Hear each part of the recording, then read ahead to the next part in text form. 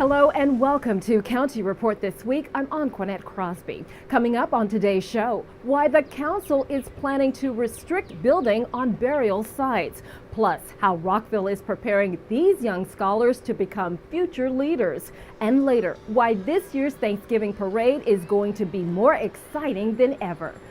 But first, the minimum wage in Montgomery County is going up. All 9 members of the county council approved this latest measure. Their action puts the county on the national map. Susan Kennedy tells us more. Yes. Ladies and gentlemen, we have a unanimous vote. A unanimous council approved this latest bill to raise the minimum wage beginning in 2021. The vote comes less than 1 year after the council's first attempt at raising the wage was rejected by the county executive. Councilmember Mark Elrich was the lead sponsor of the measure. He called the vote the biggest accomplishment of his council career. So I really see this as a game changer. I mean, the most important thing to me is I want kids going to school fed. I don't want them dragged to emergency rooms in the middle of the night because, you know, they're not able to get medical care the way we do. I want people to be able to pay for child care without absolutely going broke. I'm just thrilled. I had to get it unanimously. The vote comes after weeks of negotiations among council members to come up with the best solution for both workers and businesses. Under the new bill, large companies with 51 or more workers will begin paying $15 per hour by July 1st of 2021. Mid-sized businesses have until July 1st of 2023, and small businesses with 10 or fewer employees have until 2024. My vote for this bill today is a sign of my great confidence in the future of Montgomery County's strong, robust, diverse economy. I understand there will be winners and losers. I do not take lightly the concerns of employers who will find that a wage mandate makes it more difficult for them to pay the rent, keep the lights on, or even stay in business. However, the evidence of the past few years is that a rising minimum wage has not correlated with a rise in unemployment. My commitment to you from day one was to find a way to get to yes.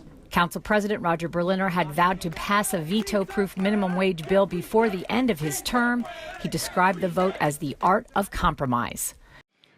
From day one, I felt our task was to reconcile competing truths.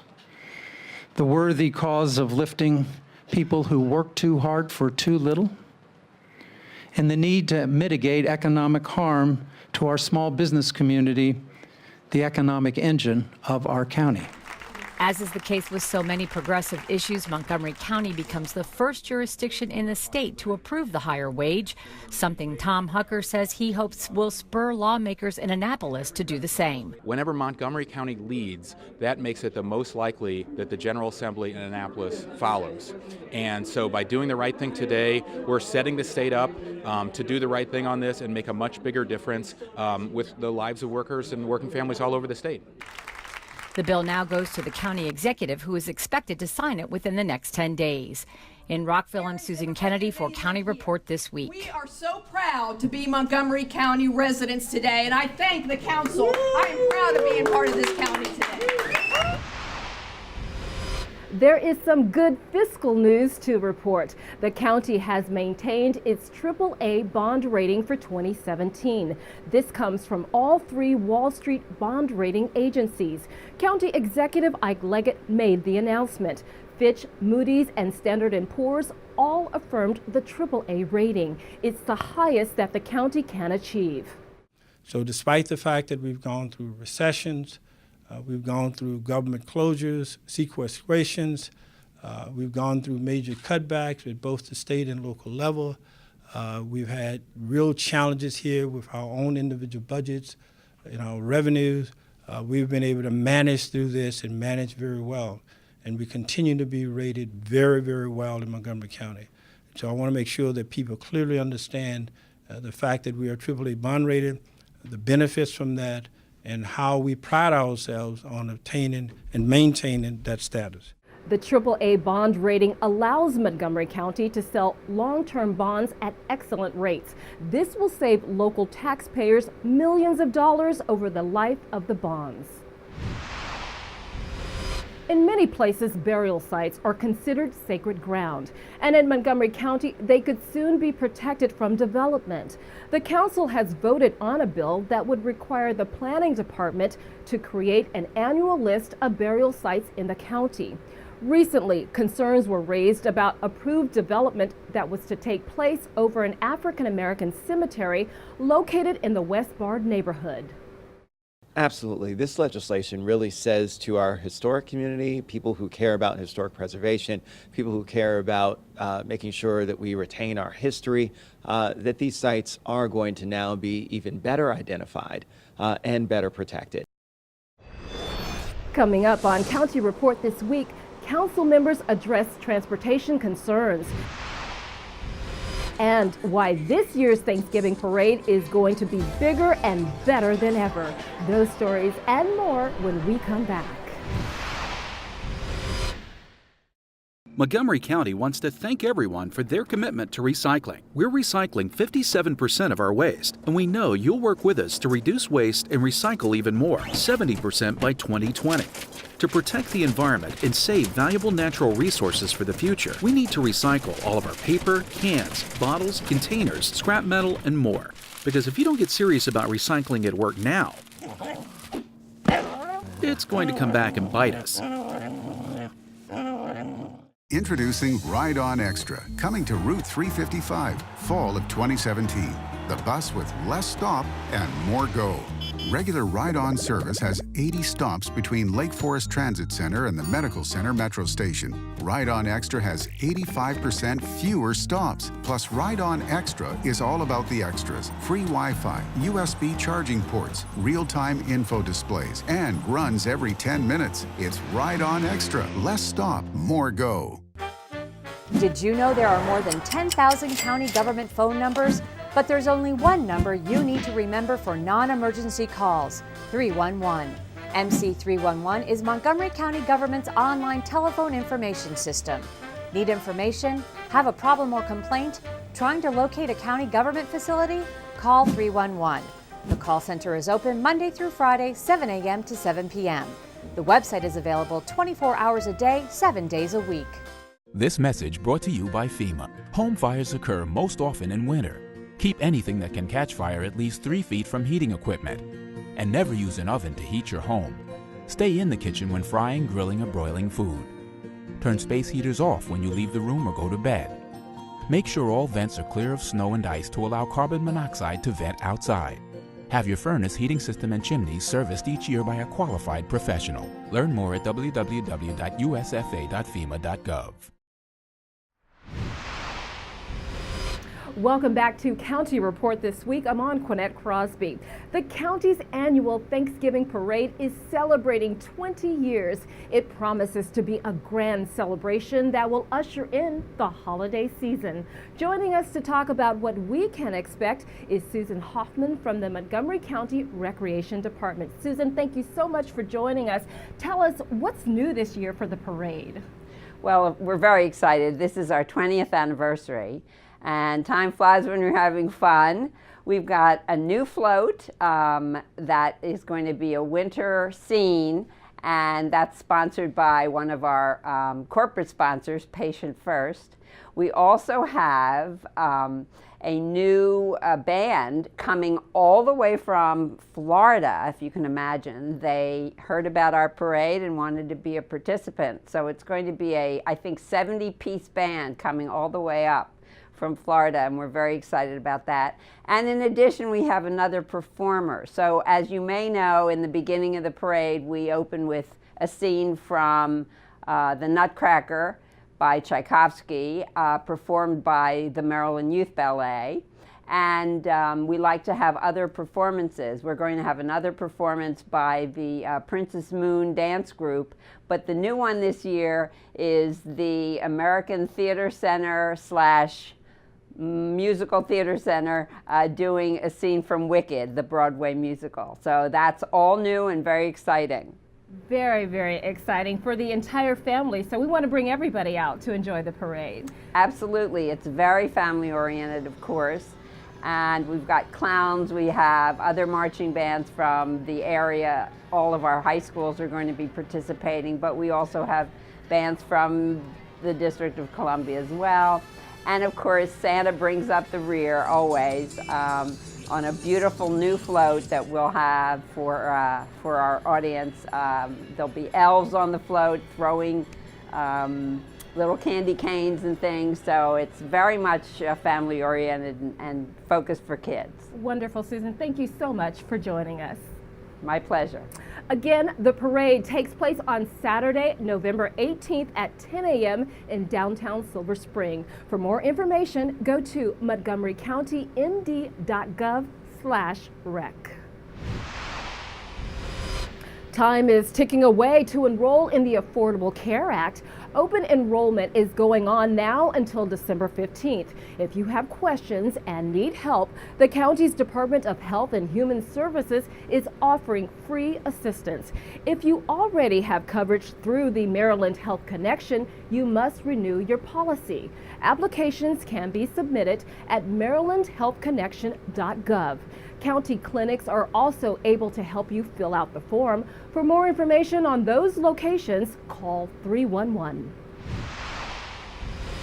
Transportation officials from the state met with local leaders to talk about plans to decrease traffic in the county. One concern is the widening of the Beltway. Will there be enough room to add extra lanes? MDOT's Deputy Secretary explains that there is technology being used in Texas where lanes can be placed on top of each other. There's so many alternatives throughout the world, obviously. The one that they utilize in Texas is they actually dug a tunnel, okay? And on top of that tunnel, they have a cantilever system where they have the highway above. So they have a highway below and a highway above.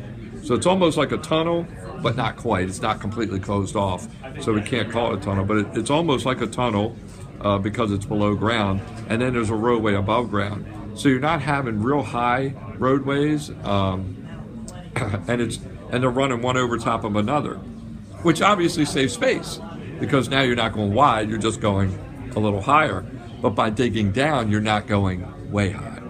So there's a lot of technologies throughout the country, throughout the world, that we're going to take advantage of. And some of those we expect to hear from the development community. And in more transportation news, the council recently took action on a resolution. It directs the planning board not to assume additional road capacity from the extension of Mid-County Highway in future master plans. Council members say this ensures that any new development allowed under these plans won't rely on the extension of the highway, and the right-of-way for this extension would be retained. It just says, while this issue is unresolved, don't keep upzoning property on the assumption that this specific alignment is going to be built, because it could be a different alignment. And we just ought to be careful about adding more and more traffic when we don't even have consensus about what the alignment is going to be. Well, look, I mean, at the end of the day, we as a council continue to make land use and planning decisions in conjunction with our planning board, and we look at those master plans and make the appropriate decisions. This is more about public perception than it is about actuality of action. It's still not a message that we want to send to our up county, making them think that somehow now M83 is any less a viability than it was yesterday. Coming up on County Report this week, how Montgomery College is grooming the next generation of business leaders. We'll take you to a campus competition. Plus, local fifth graders get serenaded with the blues. More about the musical field trip to the Strathmore. Stay with us. County Report this week. We'll be right back.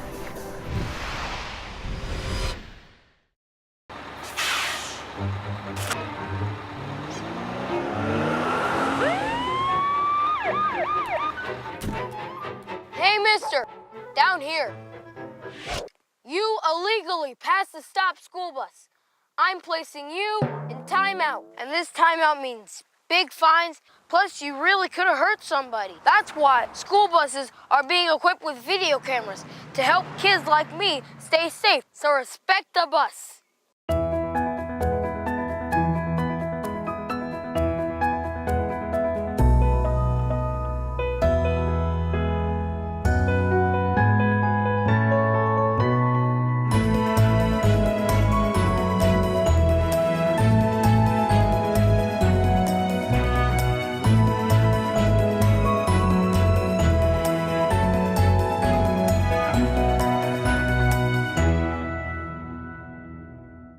New and emerging biotechnology fields require the latest advanced laboratory research techniques, and BioTrack is the premier training program in the DC region for today's elite research scientists. BioTrack has provided hands-on training to over 16,000 scientists through postgraduate level workshops, team taught by experts, active researchers from prestigious local and national institutions. BioTrack also specializes in providing customized biotechnology workshops for academic, commercial, or government institutions. BioTrack's workshops are conducted at Montgomery College's Bioscience Education Center, conveniently located within the Pinckney Innovation Complex for Science and Technology at MC's Germantown campus. This state-of-the-art facility, with its 25 labs and small class sizes, is the ideal environment for mastering courses that specialize in bioinformatics, next-generation sequencing, gene editing with CRISPR, as well as other genomic, stem cell, and immunology-related areas. For course and registration information, go to biotrack.com. BioTrack, excellence in biotechnology training. Welcome back to County Report this week. I'm Anquanette Crosby. Recently in Rockville, the leaders of today had a chance to meet and talk with the leaders of tomorrow. Rock 11 Now's Kathy Dantzler explains. A Julius West Middle School history teacher is working to change history by bridging the achievement gap among Latino and African American students with his Jaguar Scholars Leadership Program. The goal of the program is to come up with a project that's going to address the achievement gap that we see between African American and Latino students and their white and Asian counterparts. And so what can be done in the classroom to support them? Over 30 high-achieving students are part of his program and recently got a chance to go one-on-one with local officials to talk about leadership and government here at Rockville City Hall. They're in tune, they're smart, they want to be engaged, and they really want to know where the country's going, where they can make a difference. And according to these little scholars, they know that this program can help them stay on the path to success. We had questions earlier, and a few people talked about the achievement gap and about closing the achievement gap, and that's what we are trying to do, so that's why I chose this group. I think it's a great opportunity for myself to help others and just to help myself be a part of the greater good. I chose to be a member of the Jaguar Scholars because it presents multiple opportunities to become a better leader and become more involved in the community, and I think that's excellent. Rockville 11 will be following the Jaguar Scholars as they continue to work toward closing the achievement gap and building a bridge to a brighter future. For County Report this week, I'm Kathy Dantzler. A recent field trip for thousands of MCPS fifth graders hit all the right notes. In this report, we learn how the Strathmore became the classroom during the student concert series. Blues and jazz music are the subject of this student field trip, as more than 12,000 MCPS fifth graders attended the annual Strathmore Student Concert Series. Strathmore partners with Montgomery County Public Schools so that every student in the second grade and the fifth grade can have an experience in the arts at Strathmore. This is our community's home for the arts, and we want them from a very young age to feel comfortable coming here. We want them seeing artists who look like them on stage and feel as though that they might be able to pursue a career in the arts if they want to. The Strathmore Student Concert Series enhanced the MCPS music curriculum by connecting what teachers and students have been learning in the classroom to what they're now experiencing live on stage. This concert is not only a culmination of everything students have been learning in class, but it actually brings it to life. We show videos and we play recordings for students of original artists, which is necessary and needs to happen. But there's something magical about seeing it performed live by contemporary artists who share their love of this music and bring it to life for students. Sharing the blues with children is one of the most important things that I think we need to be doing. It teaches the rich history and culture of American music, which is the blues. It teaches the history of coming together with different cultures and combining different sounds from different regions across the country. The blues make this really interesting because it is all about that feeling. And I think especially at this age, at the age of 10 or 11, knowing how to express your feelings is difficult. But to do it in song, which is metered and measured, and it makes it a lot easier for us to say, yeah, this is how I feel because it feels real good, and it gets that rhythm to it. I think it's important for students to have access to music. It expresses your feelings and shows how you really feel, about the world and people around you. The dream of owning your own business can start at a young age. That's why Montgomery College held a competition to help students become educated entrepreneurs. Autumn Kim and Riley Eric are sophomore students in the Gordon and Marilyn Macklin Business Institute, Montgomery College's honors business program, also known as MBI. Because they are in the MBI program, they are also involved with Enactus, an international nonprofit organization that challenges students around the world to develop and implement projects to improve the quality of life and standard of living for people in need. This year, Autumn and Riley have received a unique opportunity to lead the Raptor Tank project and host the business pitch competition on April 11.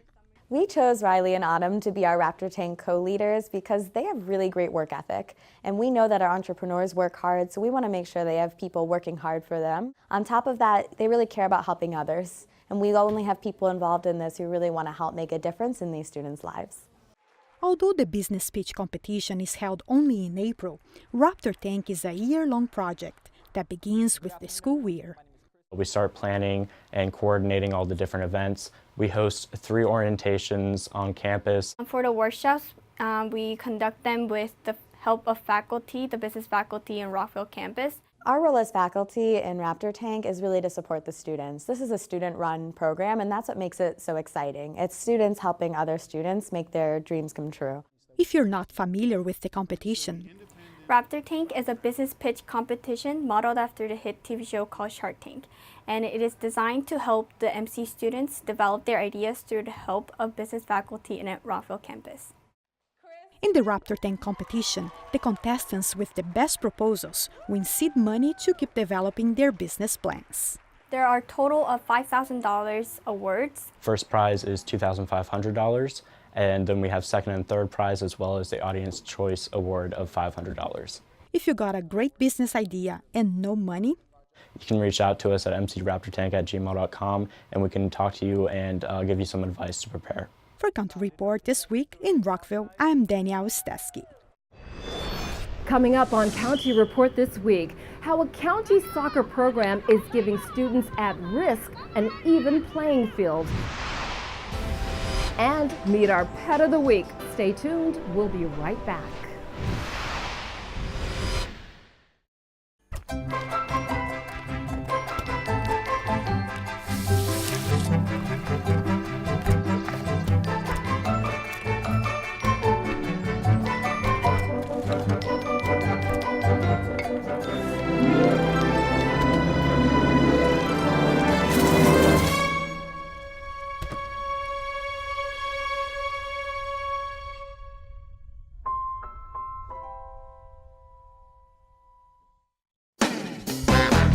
You're invited to Montgomery County's premier social event, the 32nd Annual Executives Ball. And the beat goes on will be held Sunday, December 3rd at the North Bethesda Marriott. Celebrate 32 years of support for the arts and humanities. RSVP and purchase raffle tickets online for your chance to win a 2017 Toyota Prius C. Attendance is not required to win. All proceeds benefit arts and humanities organizations. We'll see you on December 3rd.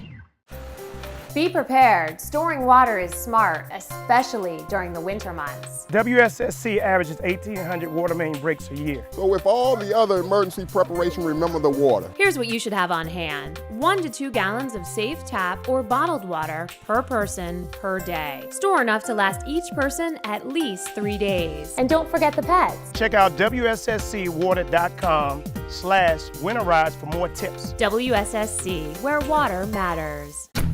In Montgomery County, we have a goal to reduce waste and recycle 70% of all waste by 2020. By recycling and reducing waste, we save natural resources and make our community even better. So recycle at home, work, school, everywhere, and keep recycling going. For more information, call the Montgomery County, Maryland Division of Solid Waste Services at 311 or visit montgomerycountymd.gov/recycling. Keep it going. Recycle more now. Welcome back to County Report this week. I'm Anquanette Crosby. The county's Soccer for Change program is helping change the lives of kids who are at risk. MyMC Media's Mitty Hicks tells us more. It may look like just a game, but for these students in the county Soccer for Change program, it's so much more. We are like friends or brothers or family, so it helps me a lot in my school and my life. This is the Recreation Department's second year in a row helping students like Wilson have an opportunity to play soccer. They're taking care of their family, they're babysitting their little brother and sister, or they're even working to help pay the bills for their family. Some of these families can't even afford a meal at home. So with help and funding from the County Council, Montgomery County Recreation partnered with Identity, Street Outreach Network, and the City of Gaithersburg to connect vulnerable youth to this after-school program, free of charge, which includes their uniforms and transportation. It's well known that every time you offer a positive experience for our young people to engage in a sport, it really leads into other really positive outcomes. There are roughly 286 high school students participating in the fall program. In addition to practicing 2 days a week, students are required to participate in a community service project to be eligible to play. It doesn't require to have perfect grades, and it has nothing to do with your background, your ethnicity, your race. So there's no boundaries. So they're accepting and they're open to accept anyone who's willing to play. In Colesville, I'm Mitty Hicks for County Report This Week. As the weather gets colder, sometimes it can be a challenge to stay active. Well, we have no more excuses thanks to the county's Department of Recreation. It offers hundreds of activities to keep us moving during the winter months. You can find out about all of these classes in the Winter Recreation Guide. Registration starts November 13th. There is so much to choose from. There are classes, special events, and sports for all ages. To get started, you must set up a new customer account at activemontgomery.org. You can also find the guide online at montgomerycountymd.gov/rec or call 240-777-6840. Now it's time to meet our Pet of the Week. Kathy Stanhope joins us from the Montgomery County Animal Services and Adoption Center with more. Kathy? This is Ariel. Ariel is a brown and black snake, just about 4 years old, and I'm told she's female. She's looking for a home, and if you'd like to have a snake in your family, definitely give us a call at Montgomery County Animal Services and Adoption Center at 240-773-5900, or visit Ariel and all the other variety of animals that we have available for adoption at montgomerycountymd.gov/ASD. With that, we close this edition of County Report This Week. Remember to like us on Facebook and to join us again at this time every week for a look at what's going on inside Montgomery County. I'm Anquanette Crosby. Thank you for watching.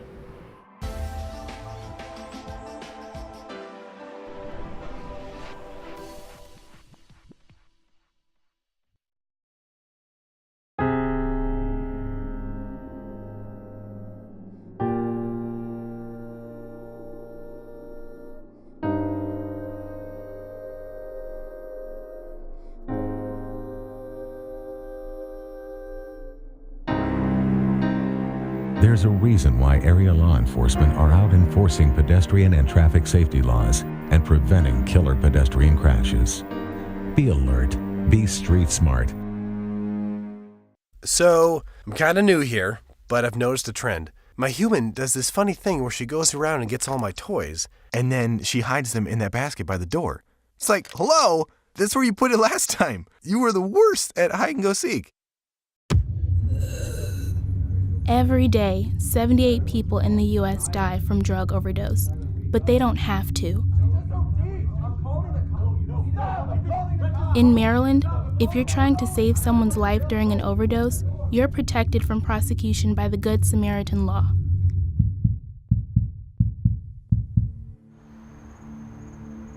You just saved her life. Visit our website for more on how this law protects you.